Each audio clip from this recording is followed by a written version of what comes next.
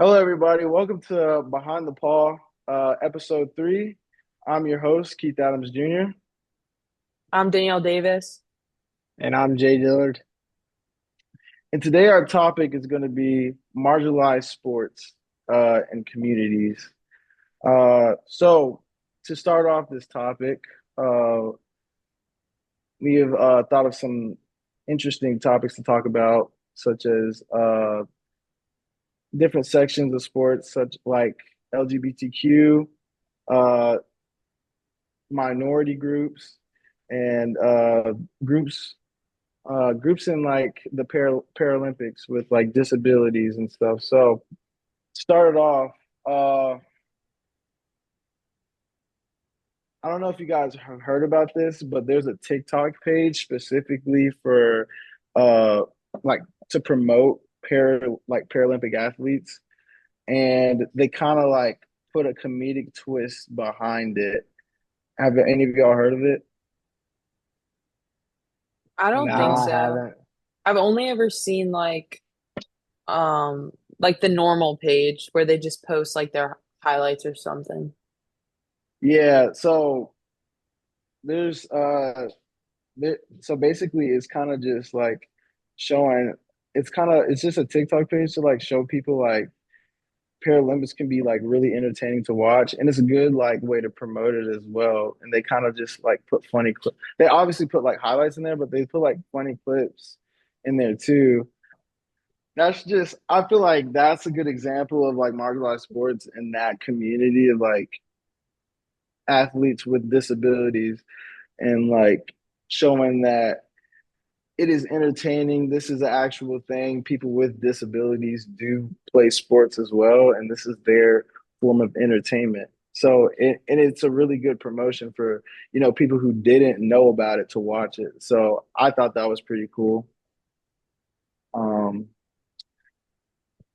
yeah, Do you think the people with like the disabilities like are get behind that, like making almost a joke out of it to bring yeah. awareness to it? I think I think they do because I feel like somebody would like speak out on it or something if they found it offensive.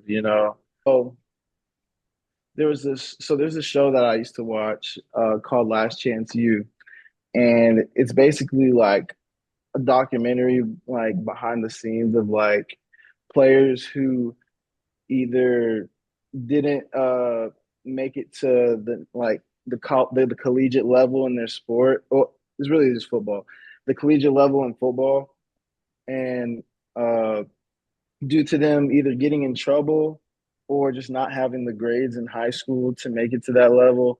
And it shows like all this, it really just shows like the struggle of being like I don't even think it's a JUCO. I think it's more like, um, I don't even know what kind of school it is. It's not It's JUCO. like It's like below JUCO. I think it was JUCO, Maybe just it like is junior JUCO. community colleges. Yeah, Yeah, community. It's community. Yeah. Yeah. yeah, Oh, yeah. JUCO is community college. Okay. Yeah. Yeah. So, yeah, yeah. Yeah.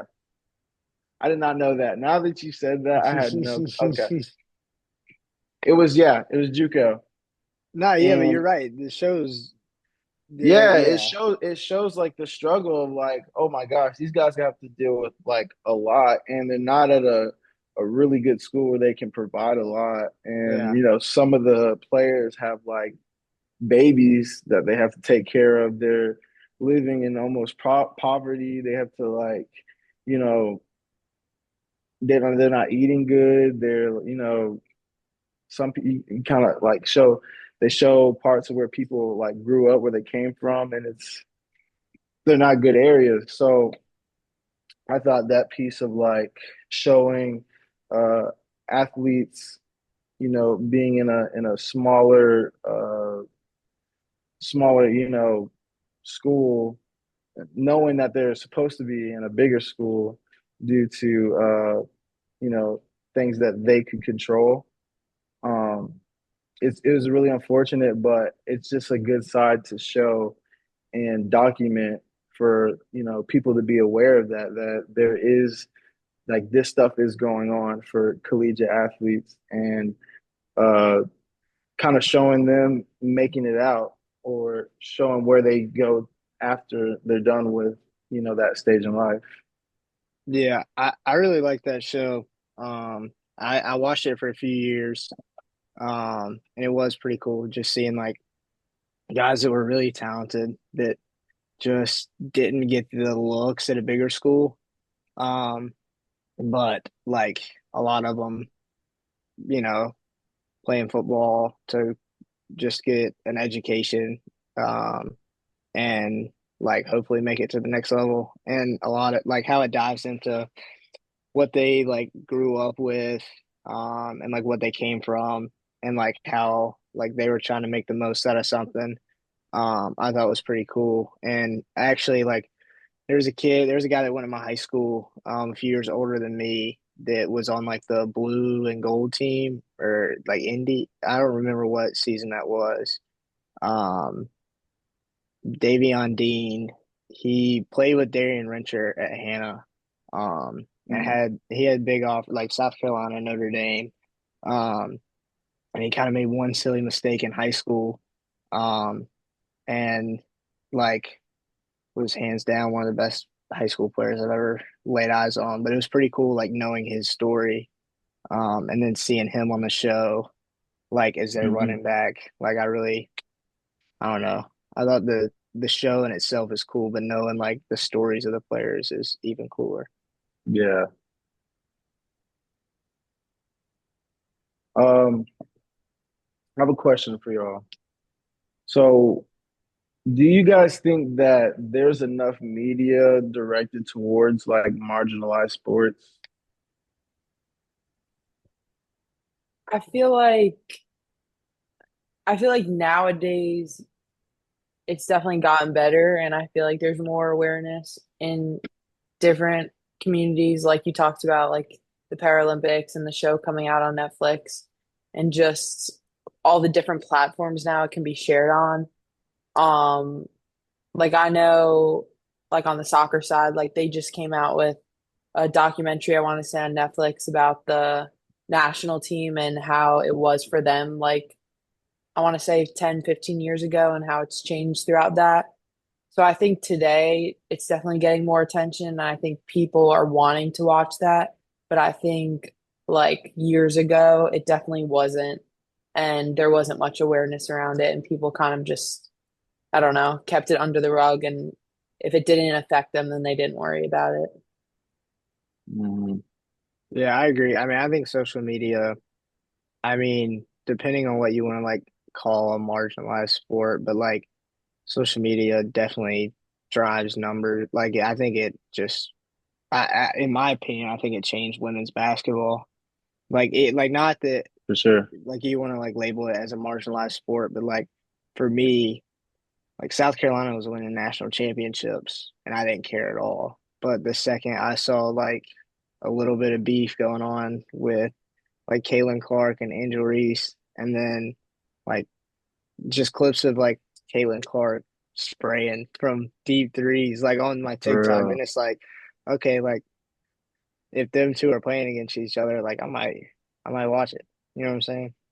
right, and that's what I was just about to get into was like the whole situation between like Angel Reese and Caitlin Clark, like and the popularity that it brought to women's sports or women's basketball specifically.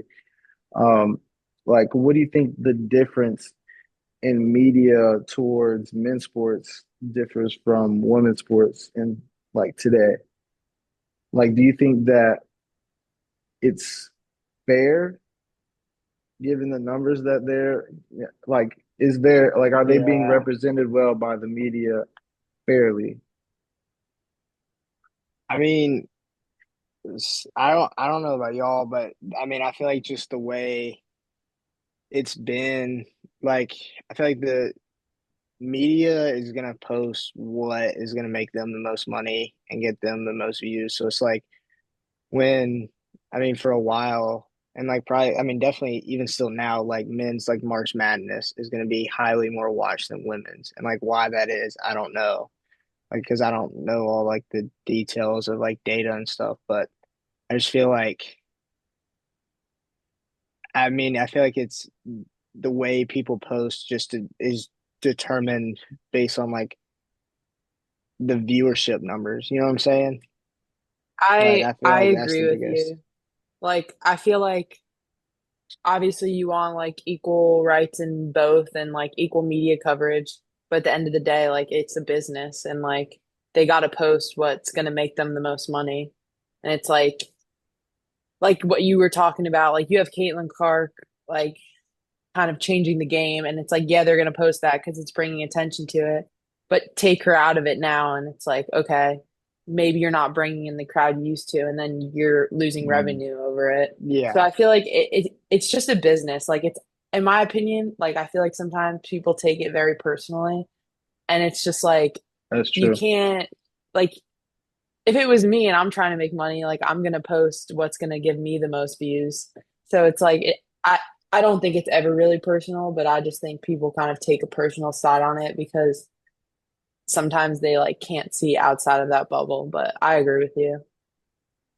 yeah. I mean, like sort of on that topic, like as far as like college baseball goes, like it like on ESPN, like it's so tough to get like box scores to like college baseball games around like the country. Yeah, like a lot of us go to like this other website just to get like full details of other games, and like it's kind of like that. Like ESPN doesn't really need to like put effort into college baseball and have like their scoreboard as like one of the easiest things to get to on their homepage, because like in reality, like NBA, NHL, like there's so many other sports going on that just like the viewership numbers are way higher than college baseball.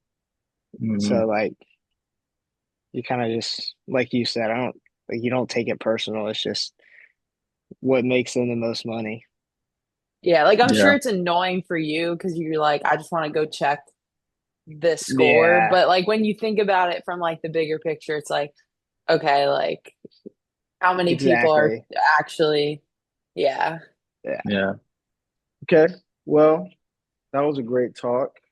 Um, Next up, we'll be introducing one of my former teammates, Jordan McFadden, aka J Mac.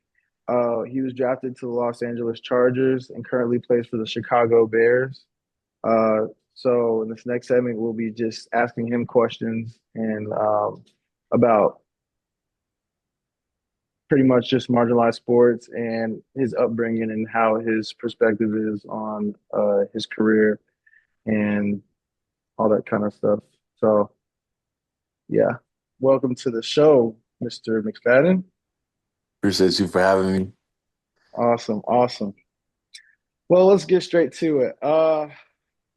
So with our topic being about, certain groups with athletics and you being an African American football player, tell us how it was growing up. Where you, first of all, where you grew up. Tell us how it was growing up and any challenges you faced, whether that's discrimination or challenges with coaches or teammates or whatever.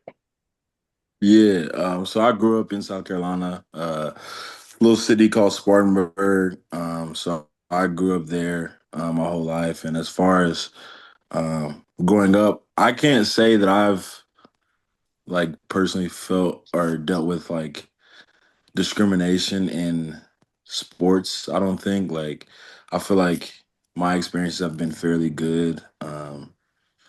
With I mean I wouldn't say discrimination because of like the color of my skin. Like I was always a very big person, Hmm. so I guess like when I was younger playing sports and youth sports and stuff like that, I think people used to like look at me a little different because I was just like bigger than everyone. So I guess Hmm. like throughout my life I kind of dealt with that, just like being in the awkward phase of like just being bigger than everyone. And like I feel like at times that was weird and like you go through things like, oh, I wish I was smaller for whatever reason. But so Hmm. I've dealt with that, I guess, this form of it. Okay, okay. I kind of had to deal with that growing up too. I was a bigger kid myself growing up. My mom she used to feed me while I was sleeping. So, uh, but I kind of got up to my dad, caught up to my dad's genetics. So, all Yeah, right, for sure. next question. You talked a little bit about like that awkward phase. I don't know exactly when it was for you, but what was like that transition like maybe when you were younger to high school and then to college? Do you feel you kind of started to feel less awkward? I mean, you got to Clemson, Yeah, so I'm sure it all worked out for you, but yeah. No, for sure. I would say like probably like elementary, middle school was just kind of that like weird phase, just because like all my friends were like way smaller than me, so like I was just always the one that kind of like stuck out in the friend group. But like as I got older, like high school, obviously college, like my size was beneficial to me. Got me like a free education, different things like that. So it's been beneficial. So like over time, I had grown out of that and like I don't know, kind of enjoy being a big person. Like that's so I've definitely grown out of it. And I don't know, it's been beneficial to me to be like a bigger person, I guess. have you Word. like met anyone that you see has gone through similar struggles as you with that you've been able to give advice to or just kids in like the younger generations? Yeah, I've actually talked to like some kids, just like around the area I grew up in, because like he was kind of dealing with the same thing. Like he was just bigger than everyone, and like kids at school would like pick on him. So just like talking him through it, like it's okay to be bigger than other people. Like that's just like that's how God made you and whatnot. So yeah, I've definitely had to help or talk to younger people about that for sure. I like that. Yeah. I like that. Um, I don't think being as big as you are, I don't think it's a bad thing. I like to be a little taller and a little bigger. Yeah. Nah, Um, I'm too sure. nah, but like, how early of an age, like, I guess, did you like, when did you figure out like, O line's my spot? Like, this is where I'm gonna be the best at. Yeah, probably. I mean, I've pretty much played O line my whole life, but probably like 10th grade. In ninth grade, I actually almost quit football. Like I didn't enjoy being an offensive lineman. Like it just wasn't fun to me. But one of my best friends growing up, his dad was just like, play one more season, and if you hate it, you can quit, and like I'll never talk to you about football ever again. And I played one more year, and then like started to like get scholarship offers, different things like that. And I was like, well, I guess football's kind of fun. So, but like 10th grade was kind of that year where like I started to take football like serious and everything. Word. That's interesting. I like that. I like that. Okay, next question. So, tell us about your transition from college to the NFL. Was it more of a culture shock? First of all, tell us that feeling that you had when the Chargers called you. Yeah. I mean, obviously, it's a great feeling. Definitely, like, very blessed and like grateful for the opportunity. It was a very like stressful process, like going through that whole thing, not knowing obviously what team would pick you up, where, this, that, and the Hmm. third. So it was definitely stressful. But like getting that call that I was getting drafted was like for sure one of the happiest moments like of my life. Just, I mean, it's opened a lot of doors, and um, yeah, I was blessed for sure for that. And would you say moving all the way across the country to Los Angeles, was there a culture shock, or did you gain any new interests? Try new foods or whatever. Yeah, I mean, it was definitely a culture shock. Like it was because I mean, grew up in South Carolina, went to college in South Carolina, so I'd been there my whole entire life. So like, literally just packing up and moving across the country was different.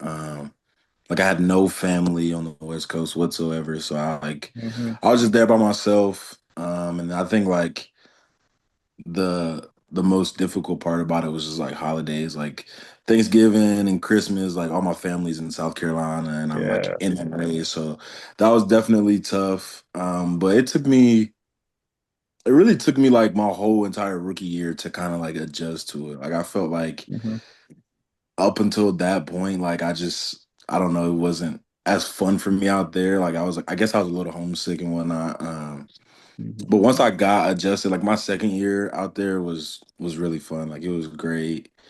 Met a bunch of people, so definitely a culture shock for me for sure.